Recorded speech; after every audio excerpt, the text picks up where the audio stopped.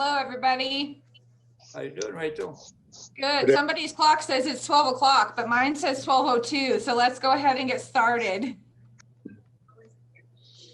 We're going to change around our program a little bit today. Our speaker is going to be Rachel Dudley. Hi, Rachel. And she's got to get going to her next appointment. So we're going to start out with Pledge of Allegiance and our invocation, and then we'll go right into her presentation. So feel free to join along for the Pledge of Allegiance. I pledge allegiance to the flag of the United States of America and to the republic for which it stands, one nation, under God, indivisible, with liberty and justice for all. Thanks, Dave. Yeah. Hey, all right. So Dan is still out of town. So let's see, who else?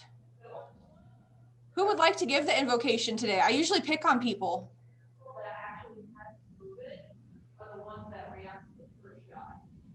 I'll say it. We'll need to get going here. Thanks, Earl.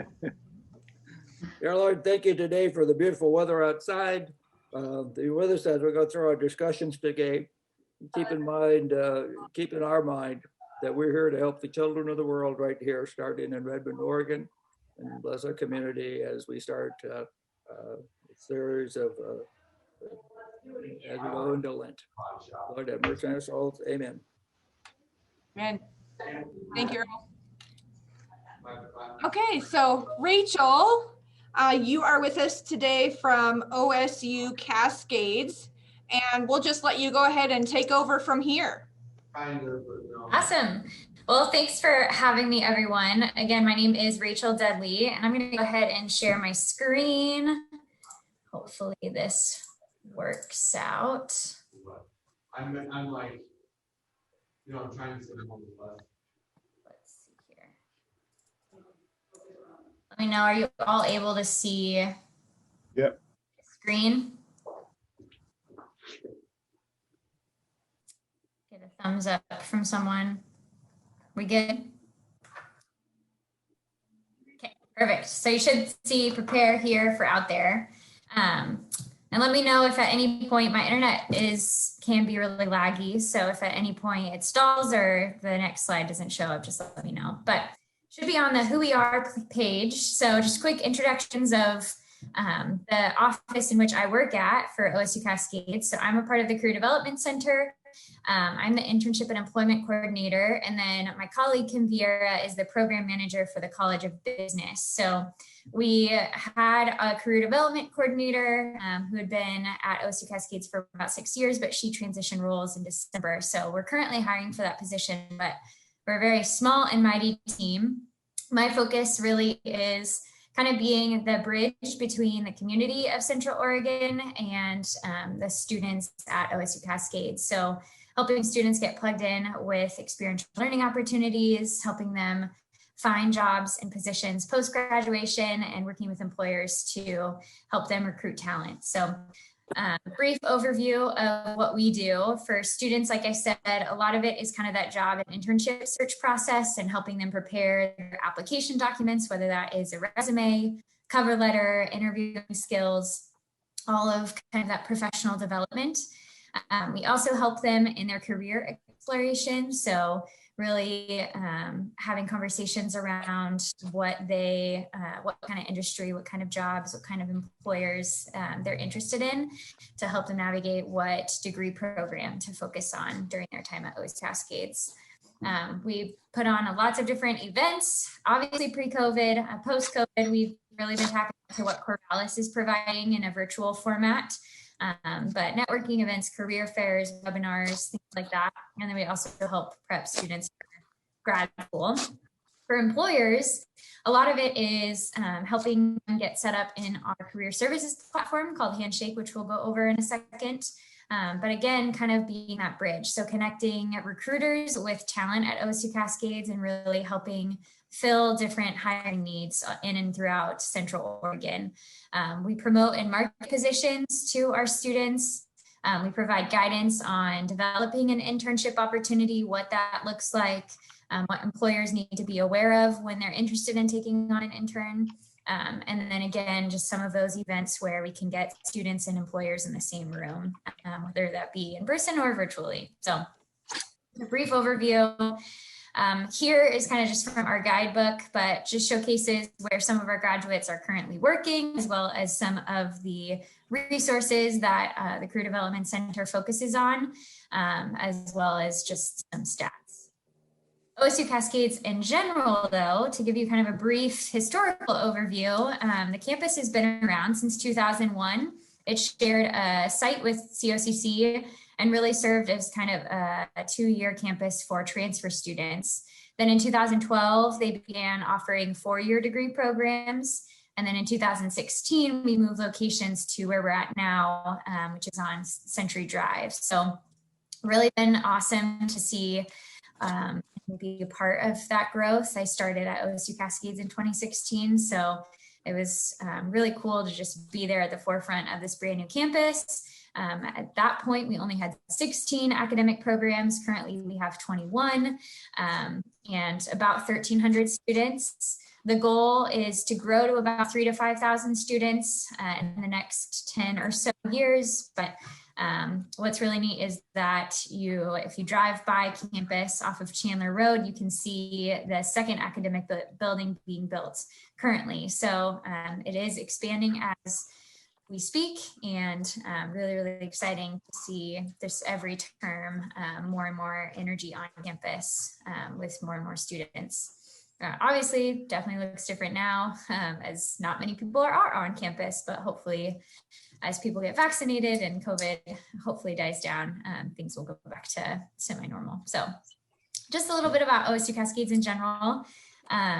We are Oregon State University, so we still offer OSU degrees. Our programs differ than the main campus. We have some of the same ones, but really specifically to Central Oregon, we have tourism, recreation, and adventure leadership, hospitality management, outdoor products. So we are trying to service kind of industry needs here in Central Oregon, as well as provide a four-year option for the community here. Then a big thing that I do is focus on internships. So the beauty of an internship is that it really is a chance for a student to try on a different industry, try on different types of positions, really get that experiential learning, which integrates the knowledge that they're getting in the classroom with practical application and skills development in that professional setting. So again, it's just really valuable applied experience, and they can make connections and expand their network. And it also helps employers to guide and evaluate talent as well. Currently, we have, again, 21 programs, 6 of which require an internship opportunity. And I know most of you are involved in organizations in and throughout Central Oregon, and may be involved in an organization that hosts OSU Cascades interns. But big ones are human development and family sciences, hospitality management, kinesiology, tourism, recreation, and adventure leadership, sustainability, and outdoor products. So those are the ones that require an internship experience. We have some that allow for it, and then some programs that are just really rigorous and don't necessarily have the room in the academic schedule. But our students, we're definitely plugging experiential learning as much as we possibly can, because there's a real benefit to it, not only for students, but also for our community partners. For students, the internship is likely to increase retention throughout their experience at the university. So it really helps them feel connected to their academic program, feel connected to the campus, overall higher satisfaction within their college experience. They're more prepared for the world of work post-graduation. They gain more career-ready skills, more likely to obtain employment after graduation, and more likely to have a higher starting salary too, just due to the experience they're able to list on their resume. And for employers, there's a real benefit for hosting an intern. So they bring new ideas and perspectives. It increases a pool of qualified potential hires for future opportunities. Again, increases retention. So a NACE 20 which NACE is an organization for colleges and employers, but showed that interns hired after internships are more likely to stay within the agency due to that increased affinity for the organization. It increases workforce development, providing practical skills and knowledge to incoming professionals. There's potential cost savings on training and evaluating employees, and then you're supporting our campus and the overall Central Oregon community. So a big way for partnering with OSU-Cascades as an employer organization is through our career services platform that I mentioned called Handshake. It's a job board essentially, so it's the second largest career-centric profile network, and it has a lot of benefits for employers really seeking out talent. It's made specifically for universities, so employers are able to create a profile, and then they're able to post their open opportunities to students to view. So there's over 6 million students on the platform, 900 plus universities across the nation use it, and over 500,000 employers are listed on the platform. But really the benefits is being able to kind of have that one-stop shop to connect with students in regards to open opportunities, whether that's an internship, a part-time job, or full-time job. You can review applicants and their profiles right within the system. You can attend virtual career fairs and events. And even now you can attend beyond just location-based events. So Corvallis is what we're kind of utilizing for career fairs currently, which gives you kind of an expansive pool to speak with students, not only here in Central Oregon, but also in Corvallis in the Portland area, or even events through different universities in Oregon or outside of Oregon. You can manage hiring activities at multiple universities, again, at no cost. So you're able to post your positions not only to OSU, but maybe to University of Oregon, or if you wanted to go and seek applicants from California or Washington or across the nation, you're able to find universities and post opportunities for them to see as well. And then lastly, there's a blog on Handshake that really has great resources for employers, especially recruiting employers, to learn more about hiring the Gen Z generation, or what virtual interviewing tips and tricks that work well with students, things like that. So lots of benefits to the platform, but we really like it because it's that one-stop shop. It makes it really seamless for students and employers to connect with one another. Getting started, there is a QR code in the bottom right that connects to that website I linked, but it's on our website at OSU Cascades, and it just walks you through how to set up an employer profile, how to post a position, and it's fairly straightforward, but always feel free to email our office too, and we can help you through that process. And I did want to show you a quick example profile of the Boys and Girls Club in Bend, of what a student sees when they log into Handshake, so they can learn more about the overall organization. They can see the staff list, Rachel Cardwell, and connect with her. They can see who at OSU Cascades has worked there in the past. They can also read reviews that students have written about their experiences at the employer. And then on the right here, you'll see the position posted, the program coordinator position.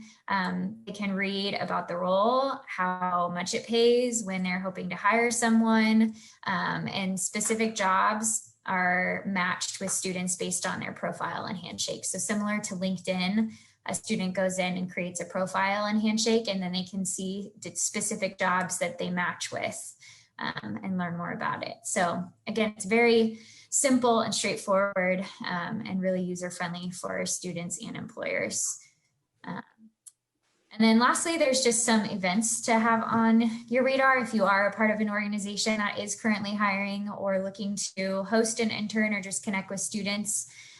We have a few different career fairs happening tomorrow and next week, as well as our all industry fair in the spring on April 15th. So that QR code will take you to their website where you can register, but just some general dates to keep in mind if you are interested in connecting.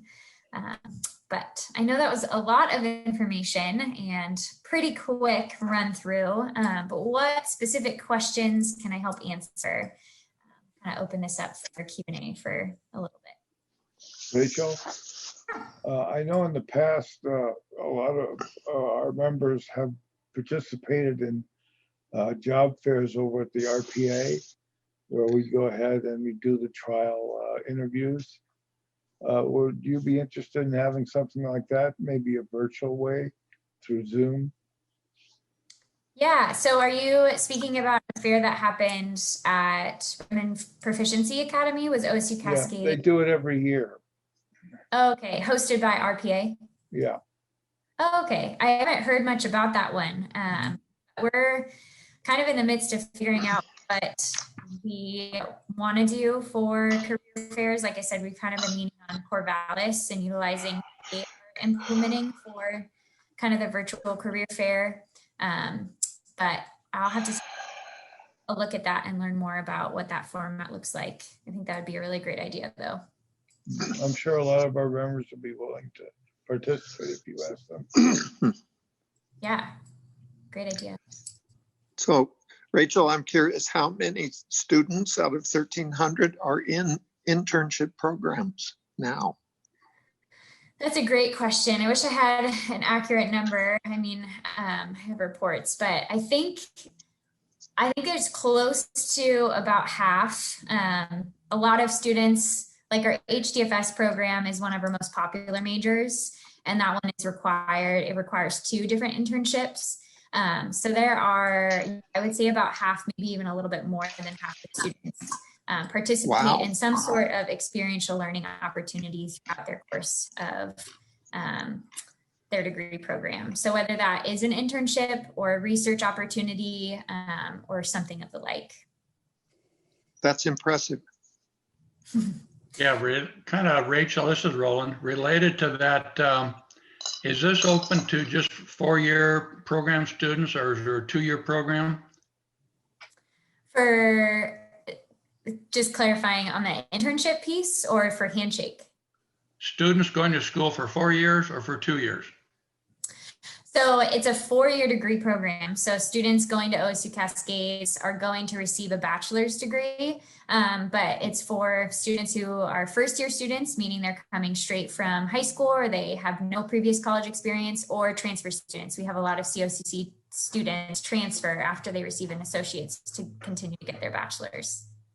So they can start an internship as a freshman? Yep. Okay. Typically for the academic programs, students wait until at least sophomore year, but typically it's junior, senior level. But students can participate in any experiential learning at any point in their degree if they have the room for it. Okay, thanks. Mm-hmm. Rachel, I have another question that isn't really about internships, but as you flashed through some foils, I saw a reference to $104,000 median income. Is that of OSU Cascade students after they graduate, or what does that number signify?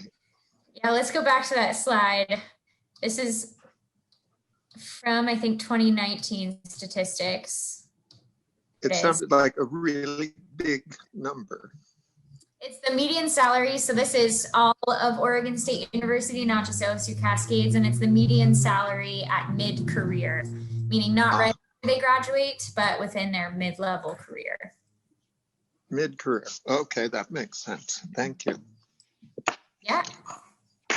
Rachel, work with the Redmond Learning Center, which is the early childhood program. I noticed, I couldn't see if there was internships that are related to early childhood. Yep, so within Human Development and Family Services, there's 2 different tracks a student can choose.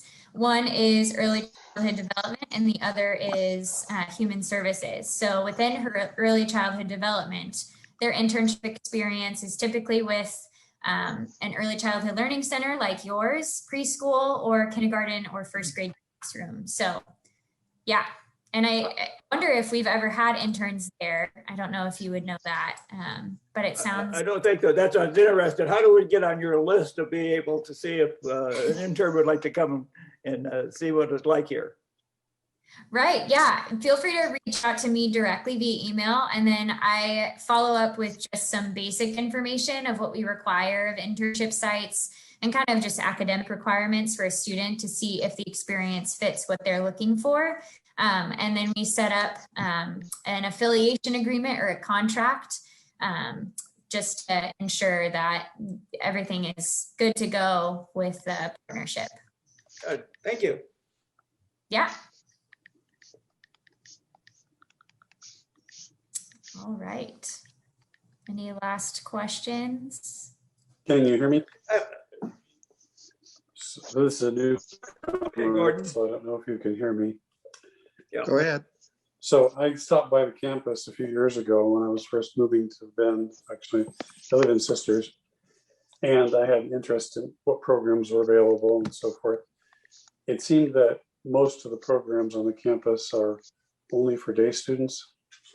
At the time, the people at the reception desk said we only have one program where students can study at night. Is that likely to continue? Yeah. And I know when I used to work in an admissions role until last January when I started in the Career Development Center. And so I would get that question a lot, and we had HDFS and hospitality management are probably the most flexible for our non-traditional students who might have a job that they hold throughout the day and need to take nighttime classes. I think with our hybrid format currently with COVID, it's definitely added a lot of flexibility for non-traditional students to be able to make it work. But moving forward, I'm not really sure what the plan is in regards to offering more nighttime courses. Yeah, I think that's a difficult one to answer, but hopefully with this hybrid format, we can kind of take pieces that have worked really well for non-traditional students and implement that moving forward. Rachel, one last question for me, at least. As I looked through the slide that you were going through, it seemed to me it said that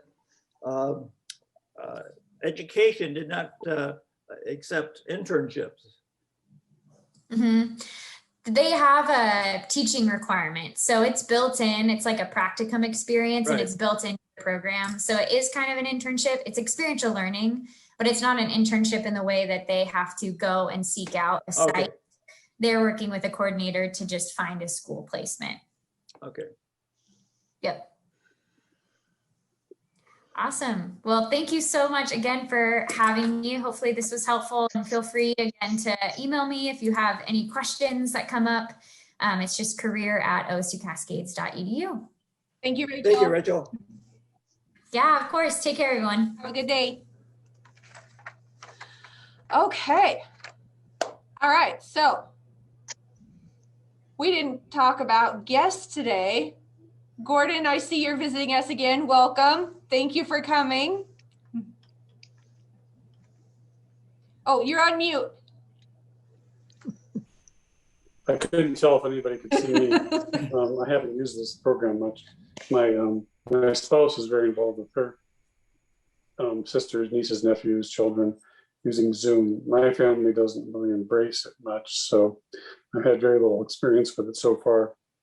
Been experimenting today, trying to get my headphones to work with Bluetooth and in the background while I was listening to the presentation.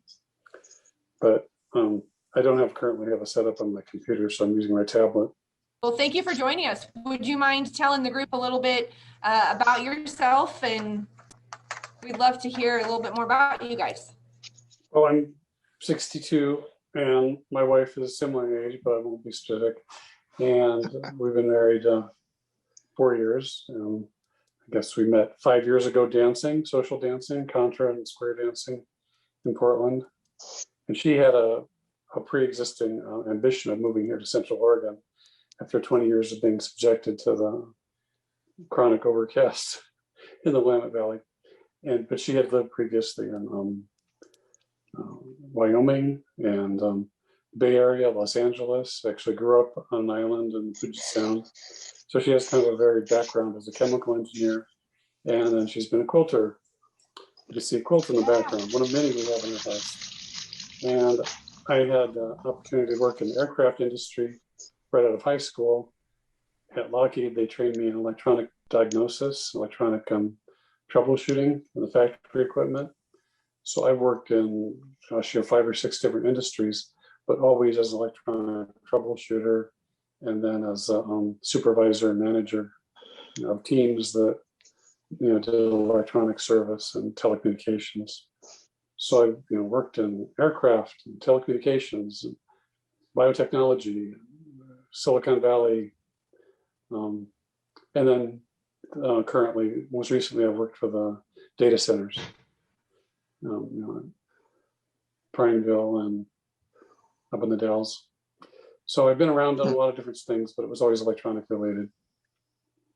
But I'm kind of interested now, approaching retirement and leadership, trying to help the younger generation get work experience, encourage their entrepreneurship, that sort of thing.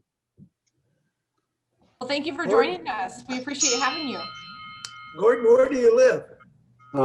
We built our house just north of the Sisters Airport. So that's 2.5 miles from downtown Sisters. And it's very quiet. I can show you a picture out the window here with my camera. Okay, I have to show this way because it's that's our back.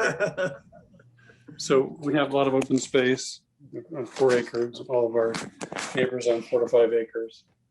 Good. And it's a lot of work. I've had to cut down over 100 trees just to thin our pine trees down to a healthy level. So maybe by this summer, our house will be finished and we'll have more, free time to do volunteer work. I wish I'd, started reaching out, meeting more people while I was working on the house, but I'm not that good a multitasker, I guess. So Gordon, are you a Kiwanian? Or Well, what brought you here? I attended several meetings, a few in Sisters, one in Prineville, Okay. a couple in Beaverton and so forth, just when we were getting ready to leave the Portland metro area because I had a close friend there who'd been a long time Kiwani member. So that was one of my goals, was to find more of a structure in which I could try to do some volunteerism and contribute to the community. But, I've never been, I guess, inducted into the organization. How would we do that? And, but I have, been involved as president of a ski club in San Francisco and board member of 2 bicycle clubs over the years. So I've been involved in volunteering. Good. Thank you. All right. I don't see any other guests today. So announcements. It was Alicia's birthday on Valentine's Day. So if you see Alicia Wabi, tell her happy birthday. And then also Ed Clark's birthday was yesterday. So be sure to wish him a happy birthday if you see him. And then Kitsy Ludeman. I haven't seen Jeff or Kitsy for a while. I used to always run into them at the like Burgers on the Green when they were doing the concerts down there, but that's been a while. So. Rachel, All right, I have a bone to pick with you. You do? Yeah. My birthday was on January 27th and you never mentioned it. Ah, Oh, well, I'm sorry. I thought I did. We'll have to go back and check the recordings and make Okay. sure. Happy belated birthday. Thank you. Well, as long as you guys are fussing, I want to let you know that we will celebrate my wife's 93rd birthday on Friday. Ooh, wonderful. Happy birthday. yes. Tell her Happy happy birthday. birthday from us. The best wife in the world. Got that right.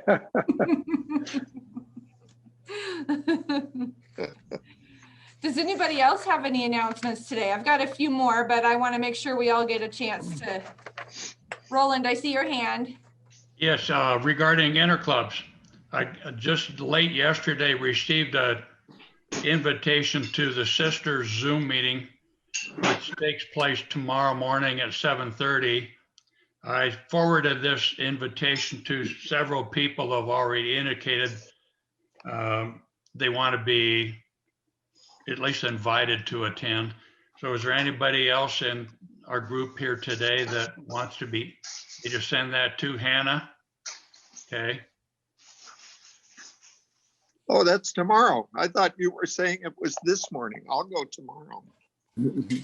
Tomorrow morning, Thursday, 7:30. Sorry, hadn't had enough coffee yet this morning. So you were able to after all? Yes. Oh, great. Okay. I'll send that to you, Hannah. Thank you. Because we want to get 4 people in order to call it an interclub. And if we don't have, well, I'll let you know if we have 4 or if we don't. So then it's, we don't have 4, it's your choice whether to join in or not. I'll volunteer. Okay. Hey, Thank you, Roland, Dave. I'll try to make it too. Cool. Who's that? John. John? Okay. Great. Hey, Roland, send that. Would you mind sending that to me? I want to see if I can get my father-in-law, who's a former Sisters Kiwanian, on there. All right, Chris. Yeah. Okay, thank you. Was this a scheduled visit to another club's meeting? Or? Yes. So one of our goals this year is to do what we call interclub visits. We visit each other. It fosters that sense of community. It helps us get ideas, support each other, and kind of just get outside of our own little focused world. So we try to accomplish this several times a year, but it takes at least 4 members present to count as an official interclub. So yeah. That's how I ended up going out to Prineville last year, was because I was going along with the sisters group. Mm-hmm. But yeah, I hadn't, and then just as I was thinking it was time to figure out what the joining process was and ask about that we all got socially isolated here. So I'd be interested in at what point we feel comfortable getting together. Of course, I haven't qualified for, being 62, I haven't qualified for getting vaccinated, but several members of my family and several members of my wife's family have been vaccinated, either, due to their age or circumstances. Of course, I haven't really worried about getting sick as much as most people have, because as far as I'm concerned, I already had it a year ago. And at first, I was, my arm got twisted into going to Hawaii with the grandkids. And I came back, and two days later, after coming back from Hawaii a year ago, I was really sick for a few weeks. So I figure I already survived it, but there's no way to be sure. And we don't want to go for round 2. Yeah, it was strange in the sense that I had the symptoms that are, often some symptoms that are characteristic of COVID, but that I didn't know at the time were characteristic of COVID, because the information coming out to the public about that didn't come out until a few weeks after I was over it, such as, having an unusual sort of headache, and I rarely have headaches, and I didn't notice a loss of smell. I only had a cough for half a day. I only had a fever for a few hours, but I went through this whole range of symptoms that were not quite like the normal for them. Sure. That's what my husband and I experienced as well. Not your typical symptoms. And when we were talking to the health department, when they called us, they said that, yeah, most people describe it as a head cold. And I said, well, then why don't they put that as the symptoms? Head cold symptoms are COVID symptoms, because none of my symptoms really were on the list at all. Mm-hmm. So yeah, it's everybody kind of experiences a little bit different too. So. And one way to find out is if you give blood, then the Red Cross will, after a few weeks, send you a report in the mail of whether or not you tested positive for antibodies. Mm-hmm. So Sally just got the letter yesterday from her, having recently given blood, that she showed up negative for antibodies. But now I'm reading that the antibody test is only really valid for 3 months, and you still might have immunity through other mechanisms for years afterwards, even after the antibodies are gone.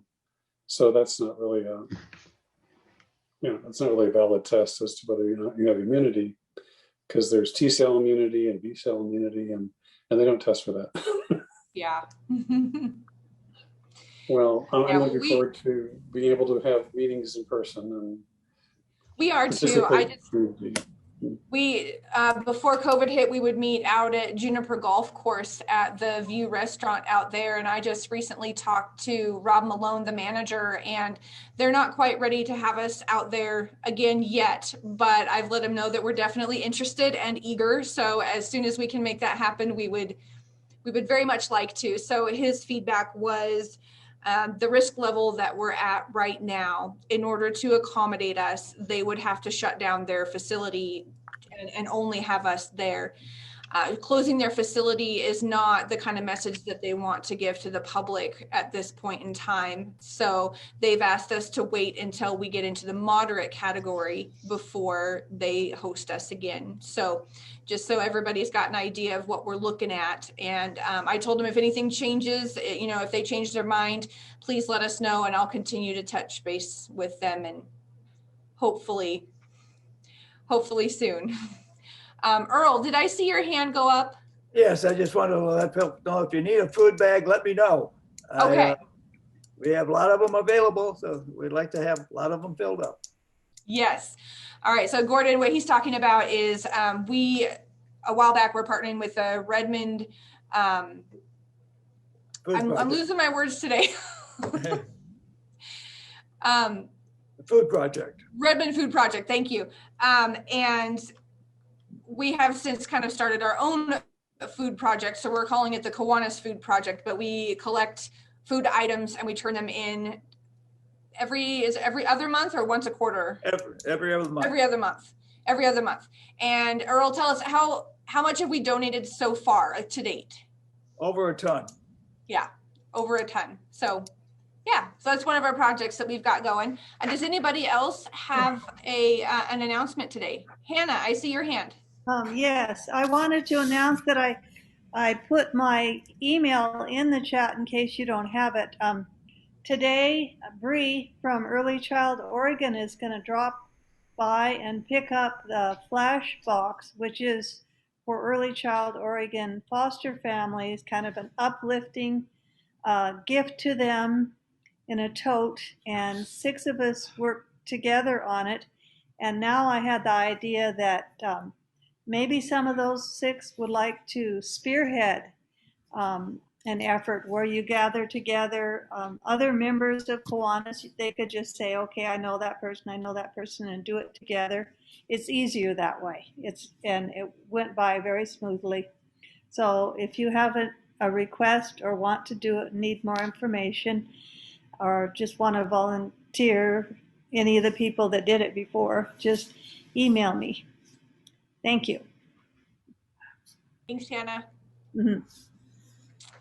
All right, so my next announcement is they are, as far as I know, Redmond School District is still looking for school supplies. So I know I'm mentioning this every week, but there's a need. So school supply donations, if you want to do actual school supplies, they can be dropped off at Umpqua Bank in Redmond over by Fred Meyer.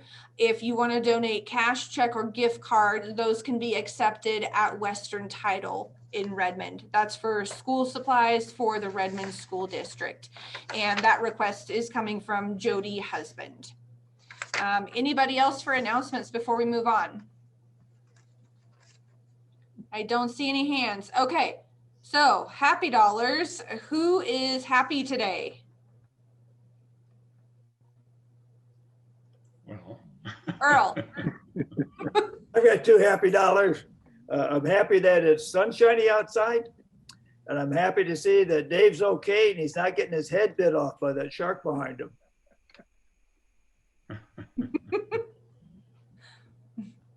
I'm happy, but just because it's going to be springtime, and having survived this last year, looking forward to back to normal somewhat.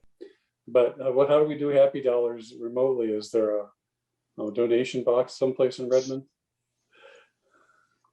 So John Duff will email you an invoice.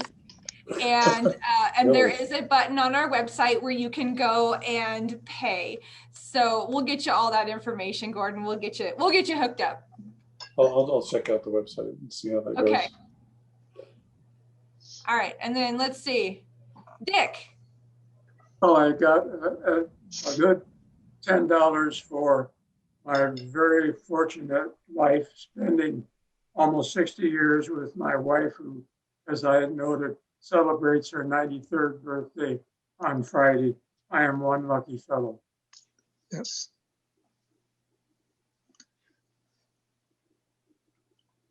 Dan. I got a happy dollar for Kay's birthday. Happy birthday, Kay. Birthday.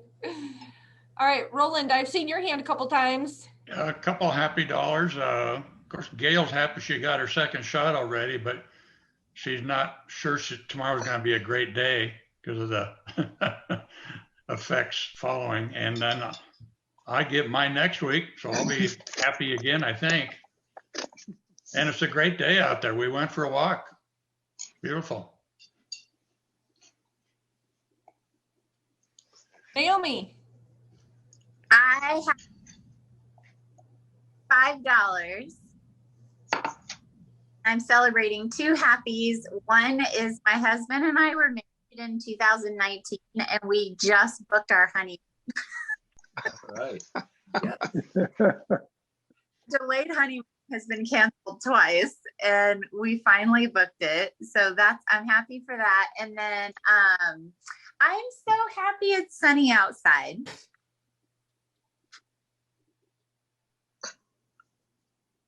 Ann, did I see your hand go up a couple times?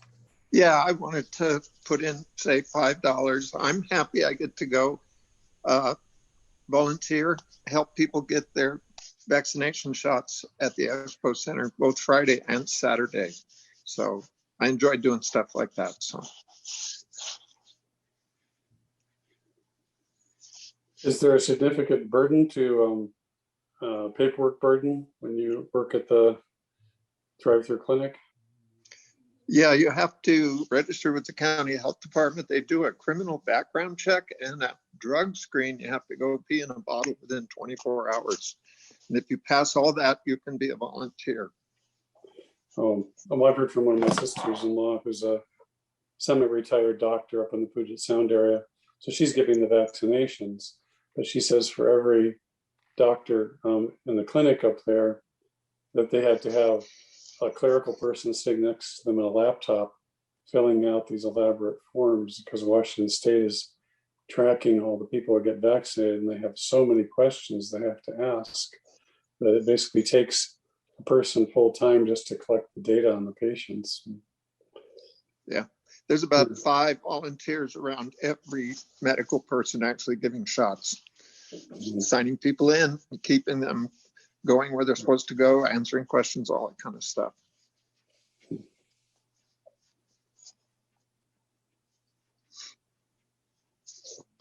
All right, anybody else today? Mike, go for it. Okay, I'll go for $5 happy dollars. First, happy birthday to Kay. And we get to go watch Beaver baseball starting Friday. We're hoping it's going to be another great season. Thank you.